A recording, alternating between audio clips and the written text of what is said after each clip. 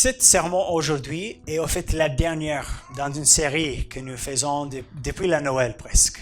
Nous parlons des fondements de la foi, les choses les plus importantes. Si on avait seulement certains éléments à vous dire, quelles seraient les choses les plus puissantes qui amèneraient le plus grand changement, qui vous rapprocheraient de plus à la volonté de Dieu pour vous? Nous sommes en train de parler sur ces choses-là. Alors, on a commencé en parlant de la grâce, du fait que notre relation avec Dieu n'est pas notre initiative, elle n'est pas même notre idée, elle n'est pas quelque chose que nous avons acquis par nos propres efforts, notre propre bonté, par de l'argent ou des actes de bonté de notre part. Non, notre relation avec Dieu est totalement fondée sur la grâce. Une faveur imméritée que Dieu démontre envers nous. Cela est la base, c'est le point de départ pour la chrétienté. Deuxièmement, nous avons parlé de la foi, parce que la foi, c'est le moyen par lequel je peux bénéficier de la grâce. En mettant ma foi en Jésus et en son œuvre accomplie sur la croix, je peux alors jouir des bénédictions célestes dont Paul parle. Je peux alors jouir du pardon de Dieu. Cela est basé et cela m'arrive à travers la foi. Et puis, en prenant conscience de ce salut incroyable, immense que Dieu nous a donné, cela a fait en sorte que je commence à avoir un sentiment de reconnaissance envers Dieu. Je suis conscient combien il fallait payer pour que je sois pardonné et réconcilié avec lui. Cela m'amène alors de vouloir faire quelque chose pour lui, de vivre pour lui. Alors nous avons parlé de comment vivre pour Dieu. Qu'est-ce que Dieu veut? Lorsque il s'agit de ça me fait en sorte de reconnaître que j'ai besoin même de savoir qu'est-ce qui fait plaisir à Dieu. Si j'aimerais plaire à Dieu, non pas pour qu'il m'aime, n'est-ce pas? C'est par la grâce que nous sommes en relation avec Dieu. Dieu nous aime déjà, mais comme Dieu m'aime autant et comme il m'a donné autant, j'aimerais quand même lui montrer de la reconnaissance, kushukuru, envers Dieu. Mais il faut que je sache qu'est-ce qu'il apprécie, qu'est-ce qu'il n'apprécie pas. Pour savoir cela, alors nous avons commencé à parler sur comment entendre Dieu, comment développer notre relation avec Dieu. Alors nous avons parlé sur la place indispensable de la Bible, de lire la Bible, qui est le moyen sûr de savoir ce qui est Dieu, ce que Dieu veut, ce que Dieu ne veut pas, qu'est-ce que Dieu attend de moi, qu'est-ce qu'il veut pour moi. Les rêves, les désirs, les objectifs de Dieu se trouvent dans la Bible. Ensuite, comme j'ai dit que nous voulons approfondir nos relations avec Dieu, vous comprenez que les relations n'est pas un seul côté. Alors, nous avons aussi parlé de comment nous commençons aussi à parler à Dieu. Dans sa parole, Dieu nous parle. Et dans la prière, je parle aussi à Dieu. Nous avons parlé de la prière, qui est surtout encore une manifestation de notre relation personnelle avec Dieu. Après cela, on se rappelle, nous avons parlé même sur le fait que comme nous étions sauvés par Dieu, Dieu n'a pas seulement pardonné ceux qui mettent leur foi en lui, il les a aussi adoptés. Luc en a parlé lors du moment d'annonce. Nous disons ici que nous sommes une famille, non pas parce que nous sommes liés par le sang biologique, nous sommes plutôt liés par le sang de Jésus. Alors, nous amène à là où nous sommes aujourd'hui avec une question importante. Nous avons parlé de comment avoir une relation avec Dieu. Nous avons parlé de comment avoir des relations avec ceux qui sont aussi adoptés dans la famille de Dieu. Notre passage aujourd'hui s'adresse sur la troisième catégorie.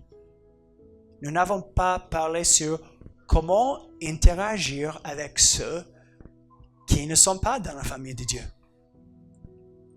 C'est là où se trouve notre passage aujourd'hui. Est-ce que nous devrions s'approcher à eux? Est-ce que nous devrions les éviter, ceux qui sont dehors de la famille de Dieu? Est-ce que nous devrions nous joindre à eux? Est-ce que nous devrions les traiter comme eux, ils nous traitent quand même? Comment est-ce que les chrétiens devraient avoir des relations avec ceux qui n'ont pas mis leur foi en Jésus? Notre passage adresse cette question aujourd'hui. Alors, commençons finalement notre premier point. Cette idée d'avoir des relations, il y a Akili, il y a Tamusana. Paul nous enseigne ici une façon mupia d'interagir avec les autres. Lisons encore les versets. Paul dit, verset 5, « Conduisez-vous avec sagesse envers ceux du dehors et rachetez le temps. Que votre parole soit toujours accompagnée de grâce, assaisonnée de sel, afin que vous sachiez comment il faut répondre à chacun. » Avant que nous puissions même continuer, il est nécessaire de parler sur qu'est-ce que Paul veut dire lorsqu'il parle de ceux du dehors. Ceux du dehors, c'est qui? C'est qui? J'aimerais que vous compreniez que cela n'est pas nécessairement des personnes qui, à nos yeux, ont l'air d'être dehors. Ils ne sont pas nécessairement des méchants, des personnes qui sont évidemment, ouvertement immoraux. Ceux de dehors ne sont pas nécessairement riches, ne sont pas nécessairement pauvres, ils ne sont pas nécessairement d'une partie politique quelconque, d'une tribu quelconque, d'une race quelconque. Ils n'ont pas de couleur de peau quelconque. Ils n'ont pas une caractéristique physique que tu peux regarder et savoir, ah, celui-là, il est dehors. Vous ne pouvez pas le connaître même physiquement là où ils sont placés. Ce n'est pas nécessairement ceux qui sont dans l'église, physiquement, même ici dans cette salle, qui ne sont pas dehors. Quelle est alors la différence? Ceux qui sont dedans, ceux qui sont dans la famille de Dieu, et ceux qui sont à l'extérieur n'ont pas le même roi. Ceux de dehors appartiennent à un autre royaume, différent de celui de Paul, celui qui écrit notre passage aujourd'hui. C'est pourquoi eux, ils rejettent l'autorité de notre roi et ils ne mettent pas leur foi en Jésus. En matière de péché, ceux qui sont dedans, ceux qui sont dans la famille de Dieu et ceux qui sont dehors sont aussi coupables et aussi condamnés si vous regardez leur vie en soi seulement. Mais ceux qui sont dedans, je m'excuse. La véritable différence réside dans le fait que ceux qui sont dedans ont pris conscience de la gravité de leur péché, de combien ils sont condamnés. Et ils ont alors compris qu'ils ne seraient jamais assez bons pour mériter la faveur de Dieu. Ils ont alors choisi de faire confiance à l'amour du roi et à sa promesse de les rendre justes en leur accordant, en leur imputant la justice de Jésus. Dans cette description qui souligne le fait qu'on devient chrétien en mettant la foi en Jésus, j'espère que vous comprenez que n'importe qui peut devenir chrétien. Ceux qui ont fait des péchés évidents et grosses, et aussi ceux qui ont des péchés toujours cachés. Les gens de n'importe quelle tribu, n'importe quel pays, n'importe quel niveau social, niveau d'éducation, peuvent mettre leur foi en Jésus. Et je vous mets en garde aussi parce que ça fait aussi à ce que l'inverse soit vrai. N'importe qui peut être dehors. Le fils du pasteur peut être dehors. Celui qui a assisté à l'église pendant toute sa vie peut être dehors. Parce que ce n'est pas ces choses que nous faisons qui fait en sorte que nous fassions partie de la famille de Dieu. C'est plutôt mettons notre foi en Jésus et ce que lui, il a fait en notre place sur la croix. Tout ceci nous amène alors à une question très importante. Et j'espère que chacun d'entre vous vous demandez ça maintenant. Qui est le roi de votre vie? En qui avez-vous placé votre roi pour l'avenir? Paul écrit sa lettre aux chrétiens, et ça ressort clairement si vous regardez les premiers quelques versets du livre. Il leur dit beaucoup de choses, il leur enseigne un peu, et puis il arrive à cette partie, ici vers la fin du livre. Paul commence à s'adresser à tous les chrétiens, tout le monde. Et il leur dit, soyez sages. Soyez sages dans votre conduite envers ceux qui sont dehors. Qu'est-ce que ça signifie? Paul nous invite à nous souvenir du contexte plus large de tous les événements. Paul nous invite à nous souvenir les objectifs plus vastes de notre nouveau Seigneur, Jésus-Christ, et à agir alors en conséquence. Jésus-Christ souhaite que nous interagissions avec les personnes extérieures à sa communauté avec sagesse, et non avec un manque d'attention. Ça veut dire que je ne devrais pas penser que ce que je fais quand je suis en dehors de l'église, lorsque je suis avec tout le monde, les foules, ça n'a pas d'importance. Je ne devrais pas non plus penser que de toute façon, ces gens-là, eux, n'ont pas d'importance. Ils font des bêtises. Ils font ce qu'ils veulent. Ces deux idées sont erronées, n'ont pas de place dans la famille de Dieu. Nos actes et nos paroles, pour le dire, ont des conséquences, que nous le voulions ou pas. Nos actions révèlent constamment aux autres nos convictions et notre identité.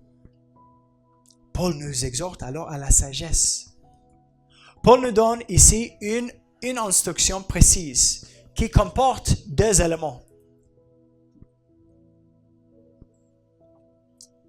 Il dit, dans le verset 6, que votre parole soit toujours accompagnée de grâce, assaisonnée du sel. C'est une seule instruction à deux éléments. Avant que j'arrive à ces deux éléments, je voulais souligner un tout petit peu le timing, le moment que Paul nous dit de faire ça. Que votre parole soit tous les dimanches accompagnée de grâce. Que votre parole soit accompagnée de grâce lorsque tous vos projets sont couronnés de succès. Lorsque les choses tombent bien. Ou lorsque on vit dans nos jours que nous connaissons ici à Bukavu. C'est le 15 février. Je sais, cette date l'année passée était une date terrible. Terrible. Même en vous rappelant de cela, moi j'illustre l'importance du contexte. Ça va? Chaque personne a aussi son histoire, chaque personne a aussi les questions qu'il se demande à un moment ou autre. En le regardant, tu ne peux pas savoir. Tu ne sais même pas qui sont ceux qui sont peut-être tout près de mettre leur foi en Jésus. Alors, Paul nous dit, conduisez-vous avec sagesse. et racheter le temps. Racheter le temps, qu'est-ce qu'il veut dire par là? Il veut dire saisissez les occasions. Carpe diem, on dit en latin. Faites le plus possible, lorsque les occasions se présentent, de bien profiter des occasions qui se présentent. Lorsque vous parlez, vous interagissez avec ceux de dehors. Que votre parole soit toujours accompagnée de grâce. Qu'est-ce que ça veut dire, accompagnée de grâce? Au moins deux choses. Premièrement, simplement, ça signifie que nos paroles devraient être empreintes de bienveillance et non de dureté. Ça signifiait que nous devions prononcer des paroles d'amour et non de la haine. Les chrétiens devraient être des personnes que les autres apprécient passer du temps, avec qui les autres apprécient passer du temps.